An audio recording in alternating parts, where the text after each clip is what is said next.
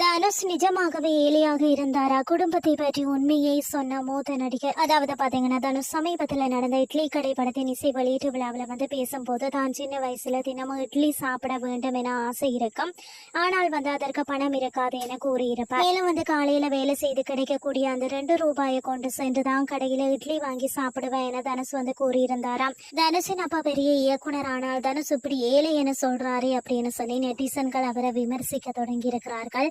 தனுஷ் குடும்பம் எப்படி இருந்தது என இயக்குனரும் நடிகருமான விசு உயிருடன் இருந்த போது கொடுத்த பேட்டி ஒன்று தற்போது வைரலாகி வருகிறது. தனுஷின் அப்பா தன்னிடம் 15 படங்களுக்கு துணை இயக்குனராக பணியாற்றியதாகவும், அப்போது சென்னையில கண்ணமாப்பேட்டை அருகில தான் அவங்களுடைய குடும்பம் வசித்து வந்ததாம்.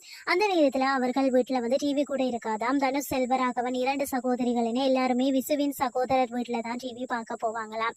விசு சொல்வதை பார்க்கும் போது தனுஷ் சின்ன வயசுலேயே வறுமையில இருந்ததாக சொன்னது உண்மைதான் என உறுதியாகி இருக்கிறது.